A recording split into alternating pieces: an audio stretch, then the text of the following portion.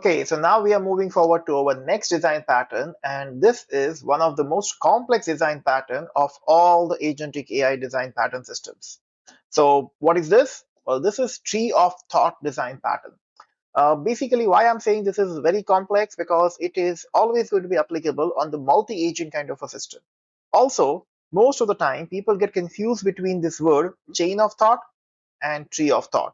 As I told you earlier also in my previous videos, chain of thought is actually a prompt engineering technique. And that is something which is useful when you want to understand how your model is thinking. So basically what your model's thought process. If you want to understand that, and then if you want to tweak that, or if you want to do some modifications or taking control of the generation with that, then chain of thought is useful for that. Tree of thought is different. How and what is exactly is this? That's what we're going to see today. So a tree of thought multi-agent workflow is what we are discussing right now. And this tree of thought multi-agent workflow is an advanced AI reasoning framework that enables parallel exploration of multiple thoughts, paths before making decisions. Basically, this pattern is focusing on this scenario where multiple thought processes are going to be available inside this. Now, because in both we have thoughts, how exactly we are going to work on this, that's what we need to understand. It's particularly useful in the complex problem solving, where multiple agents collaborate to refine solutions. Now, again, when I mentioned this line, some people compare tree of thought with the planning pattern, because in that also we have a complex problem, or they compare this thing with react pattern, because there also we have a thought. This is something which is quite natural, guys. Whenever people start learning design patterns, it happens with them that initially they understand one or two or three design patterns and they feel like, okay, I understood all those things. But the moment they learn more and more design patterns, they started mixing those things. And that's the reason. Important thing is how you can actually differentiate one design pattern from the other one. And if you don't know this thing, you will literally don't know that when exactly you have to use that. That's why this is important. Now, this approach, this is important line where you can get the differentiator now. This approach is inspired by how human thinks through a complex problem, or breaking them into smaller steps, or exploring different possibilities before converging on a solution. Now, this is something which is based on how human thinks, and that's why tree of thought is something which is important. Now, how it is different and how does this tree of thought work, I want you to understand that first, and then I'll give you an association with human thinking also with this. So, tree of thought guides your large language models through a series of reasoning steps, where each step can branch into multiple paths. Think about multiple possibilities which are available for a particular decision, allowing the model to backtrack or explore alternative strategies as needed. For example, you are trying to solve a Sudoku puzzle, which might guide you the model to explore different numbers placements on the trial and error fashion. You're going to put certain numbers, you will try that thing, but maybe after one or two steps, you'll understand that this is not the right placement for that number. Then what will you do? You will backtrack. Same thing here, that after putting that number, it then backtracks when the number leads to a contradiction, or it tries to a different number until the puzzle is solved. This is how humans do. We make mistake, we learn from that, and then we improvise. Am I right? That's how tree of thought is also working. So basically, this mimics the human approach of problem solving, where multiple solutions are considered and then discarded if these are found incorrect. Now think about this, guys. If you want to do certain things, and based on that you want to take some decisions, for example, it can be a career decision, that maybe you are going to choose a specific career in a specific role, or maybe you are deciding something for a marriage and which girl you're going to marry or which boy you're going to marry. When you're going to decide this kind of thing, what do? We try multiple things. We try multiple career options or multiple spouse options which are available in that. And then when you are trying all the options, you obviously do trial and error kind of thing. That's how human do anything, or that's how human think actually. So whenever we want to decide anything, we always see multiple options which are available. Maybe we are going to pick one of the option, we'll try a few things with that, and then if things do not work out, then we will backtrack and we'll try the other option. This is the only way human decide things, whether it's a career, whether it's a marriage, whether it's something else. And for all these cases, tree of thought is also something like that. When you're trying to get a proper answer, or when you're trying to decide that this is something which is going to be the right solution for me, maybe my large language model is not able to accurately define the right answer in the first case. That's why We'll try the most possible answer first. We'll go ahead in that. If something goes wrong, we'll backtrack and then we'll try the second option. This way, we will be able to do the problem solving with the human approach. And that's what tree of thought is focusing on. Now, the key concept in the tree of thought is basically focusing on multi-agent kind of a workflow. So in this case, it's not only one agent who's going to take care of this thing, it's always going to be multi-agent kind of a workflow which is going to be there. As you can see here in this image, that you have a tree with multiple branches, which are further dividing into further branches into that. Unlike chain of thought, which is basically focusing on the linear reasoning path, because chain of thought is always step-by-step kind of a process. But in tree of thought is actually going to branches out into multiple possible solutions. That's the biggest difference between chain of thought and tree of thought.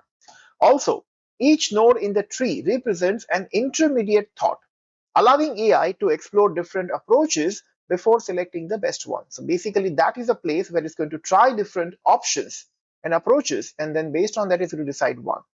Now, this is one of the most important slides which you need to understand if you really want to understand tree of thought. If you see right now, it's a multi-agent workflow or a multi-agent collaboration which is happening here. So instead of a single AI model who's handling reasoning and multiple specialized agent works together, we are actually going to have multiple agents. Now, sometimes these agents are also going to be based on different kind of language models, which is possible. In our previous videos, I hope you have gone through this, that we have small language models, we have large language models, and Azure AI Foundry Studio kind of service is providing thousands of models inside that. But then which model you're going to choose? That's the toughest question.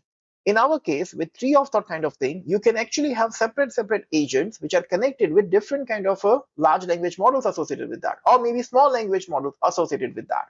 And then once you're doing that thing, you will be able to decide which agent is going to be performing what kind of a task. For example, let's say we have one agent which is a planner agent. This is that agent which is going to define the possible solution path. Basically, if you see right now, my planner agent is the one which is actually going to define multiple thoughts, maybe 3, maybe 30, any number of possible options can be there. Then you're going to have researcher agent, which is basically going to gather relevant data which are required in order to take decision. On that data, analyzer agent is going to be there, which will evaluate the feasibility of each thought. Maybe thought 2 is feasible, or how possible it is, or how relevant it is. And same way, is going to do this thing for multiple thoughts. After this, we also have a critic agent, which identifies flaws and suggests improvements if there are any. And finally, after these three agents, which are researcher, analyzer, and critic, we have a final agent, which is synthesizer, which is basically going to combine insights to generate the final solution. Whatever you have gone through in thought 1, thought 2, thought 3, all this kind of multiple thoughts is actually going to synthesize everything into the final solution. And that's how it's going to be working. So basically, multi-agent collaboration is a heart of my tree of thought pattern, because in this case, these multiple agents are going to be working sometimes sequentially, sometimes parallelly, working on multiple thoughts, doing different kind of tasks, and all together combinedly at the end is going to give you a final solution of that. To understand this execution, we also have to understand how the workflow is going to be executed step by step. Remember, it's not going to be sequential always. It can have multiple possibilities because branches are there. But still, the execution of the workflow is going to look like this. It's first going to start with initialization, where the tree of thought coordinator is going to set up the problem and is going to create the root node, basically. Then you have multiple branches like thought 1, thought 2, thought 3. The planner agent is going to generate multiple reasoning paths associated with that. Then you have evaluation of that, where specialist agents are going to analyze and refine the each branch, like my analyzer agent. And then you have decision making. The best reasoning path is going to be selected based on an evaluation, and that is something which is a final done with your synthesizer. And that's why we have a final synthesis, which is the most promising thoughts are combined into a refined solution, and that's what you're going to do. So basically, you're going to pick multiple things, and then after that, whichever is suiting first, it's going to be picking that thing, it's going to combining that thing, and it's going to give you a final solution for that. Hey guys, thank you so much for watching our videos on YouTube and on our website, which is skillsec.club. I'm really happy with your comments. I'm really happy with your interactions. Some of you have actually sent me an email also. Some of you have connected a call with me. I'm really happy with the response which I'm getting from this. Still, I want to request you that if possible, just subscribe to our YouTube channel. This is really going to help us to reach out to more people, and it's also going to help you so that you cannot miss any new updated content which is coming from our side. So thank you so much. Happy learning. Let's understand some real world applications so that we can understand this pattern in a better way. The first thing is, let's say you're going to deal with legal contract analysis. Think about this, guys. Your AI is going to explore multiple interpretations of legal clauses before finalizing recommendations. Now, obviously, if you have ever dealt with any specific legal documentation or any kind of law related associations with this, you know there are so many laws, there are so many acts which are available in these legal documents and legal contracts. Most of the time, we are a normal human being. If you are not a lawyer, you don't understand all those legal terms. And that's the reason your AI is going to be exploring multiple interpretations of those legal clauses for you. And that's something which is possible with, again, tree of thought kind of processing. You can also do AI assisted research with this, because research can also have multiple possibilities. Your multi-agent system can analyze scientific papers, or maybe it can do cross-referencing of the findings in the journal insights. And based on that, it can just verify whether the facts are actually checked with that or not. Or maybe you can use it for autonomous systems where you have AI driven robots which are going to use tree of thought reasoning to evaluate multiple navigation paths before selecting the safest route for your travel destination from maybe point A to point B. Is going to find out that which one is going to be the safest route for you.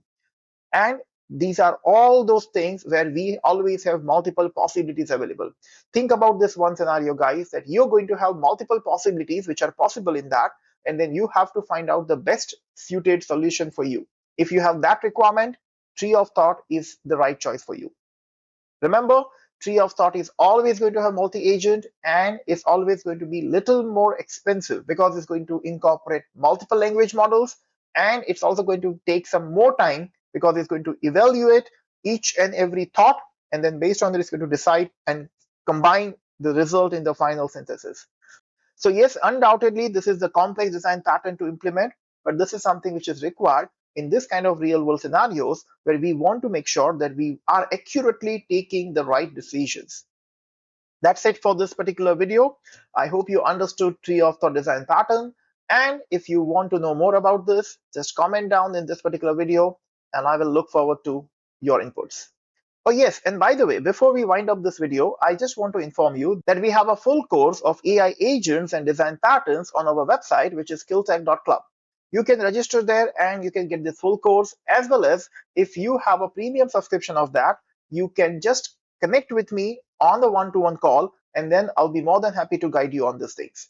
So if you are interested in AI field, or if you are trying to learn new things with AI, or if you're a professional who's willing to get certified in AI, we are here to help you. So stay tuned and get connected. Thank you so much. I'll see you tomorrow.